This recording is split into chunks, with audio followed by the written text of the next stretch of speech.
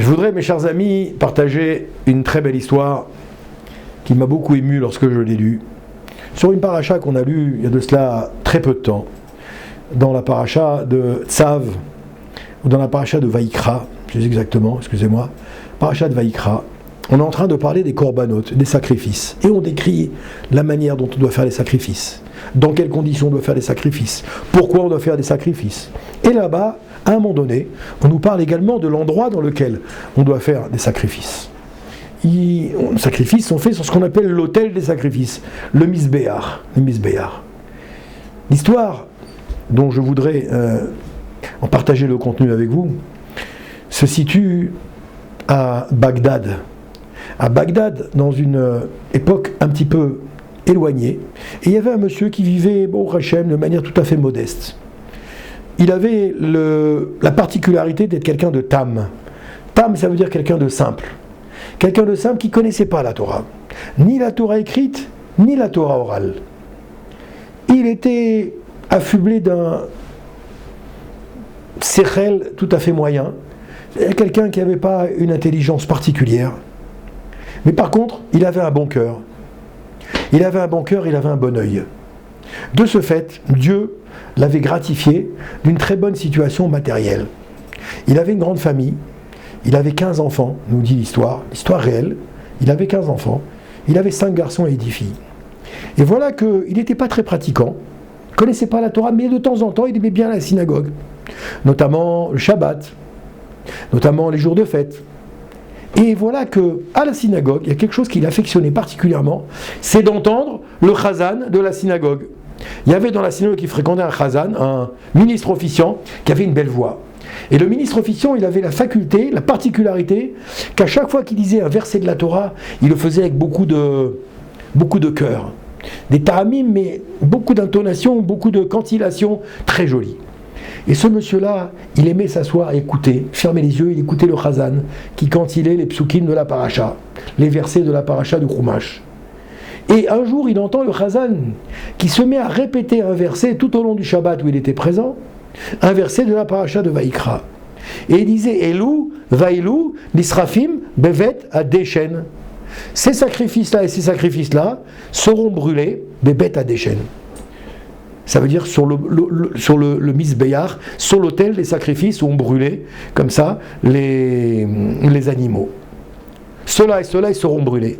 Il entend ça quand il est chanté d'une certaine manière, et lui, comme il ne connaît pas l'hébreu, il ne comprend pas l'hébreu, il entend la mélodie qui est liée à cette phrase-là, ce pasouk, qui est d'ailleurs qui vient des Mishnayot également. Elou vaelou divrei, Elou vaelou nisrafim bevet adeshen. Il entend ça, il sort de la synagogue, il apprend par cœur. Et il répète, il rentre chez lui en chantonnant ce verset Elou vaelou nisrafim bevet adeshen, Elou vaelou nisrafim bevet adeshen. Ceux-là et ceux-là, ils sont brûlés sur l'autel des sacrifices. Ceux-là et ceux-là. Et il répète, jusqu'à ce qu'il a appris par cœur. Il rentre chez lui, la semaine passe, veille de Shabbat d'après, il va à la synagogue, il entend encore le chazan, il est content, il rentre vendredi soir de la maison. Et il dit à sa famille, ma chère femme, mes chers enfants, je vais changer un petit peu le cérémonial ce soir. Il avait appris que quand on a fait le kiddush, on doit faire une bénédiction à ses enfants. Vous savez, pour les garçons, il y a Simcha Elokim, Kefraïm, Bechim Naché, pour les filles, Simer Elon Kesara, Efkanachel Velia. Il avait appris ça. Le kiddush est passé, il va sur le premier enfant, le petit Moïchi, il s'appelait, il met les mains sur sa tête et il dit Elou vaelou, Nisrafim bevet adeshen. Après, il va sur le Cheski, Elou vaelou, Nisrafim bevet adeshen. Et les 15 enfants, il les fait comme ça. Au lieu de dire la bénédiction qu'il avait l'habitude de faire, il dit cette phrase-là qu'il avait adorée et qu'il avait appris par cœur, pensant que c'était une très grande bénédiction. Et voilà que le Shabbat passe. Les enfants, ils ne comprennent pas. Ils me disent, papa, pourquoi tu as changé l'habitude? Les enfants ne comprennent pas plus l'hébreu. La maman non plus. Ils disent, bon, c'est pas très grave. Papa, il a changé la prière. La semaine passe.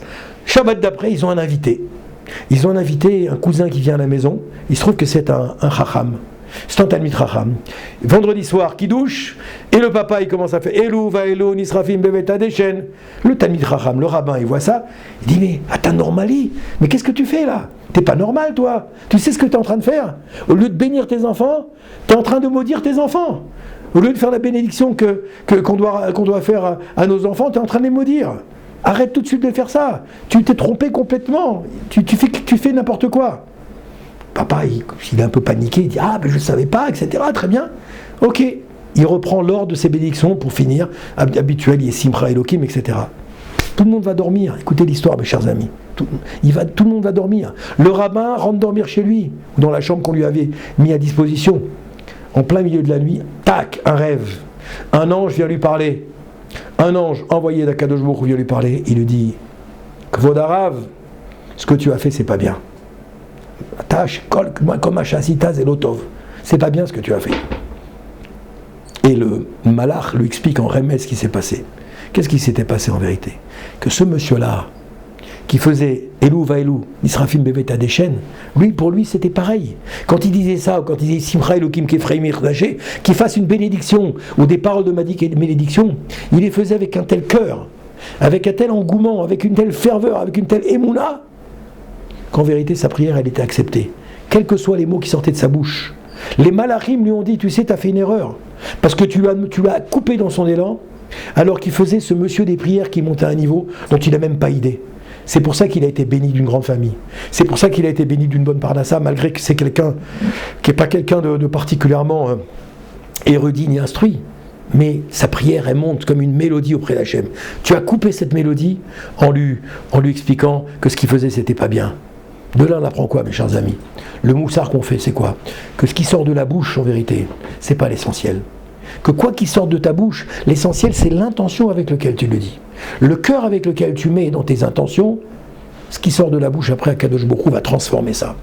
Même si les choses qui sortent de ta bouche sont des fois considérées comme des ch'touillottes, des choses a priori qui sont futiles, si tu les dis avec du cœur, avec beaucoup d'intensité, beaucoup de ferveur, Akadosh Baruch Hu va transformer ces mots futiles, entre guillemets, en mots qui sont comme des perles rares, qui vont monter directement au trône céleste et qui vont se transformer en bénédictions extraordinaires. Elou va Elou, Nisrafim, Bevet Adeshen, Bezrat Hashem, qu'Akadosh Baruch Hu, il transforme toutes nos paroles, toutes nos intentions en intentions pures, Kadosh, Tahor, et qu'elles soient acceptées. Amen, Kani Ratson.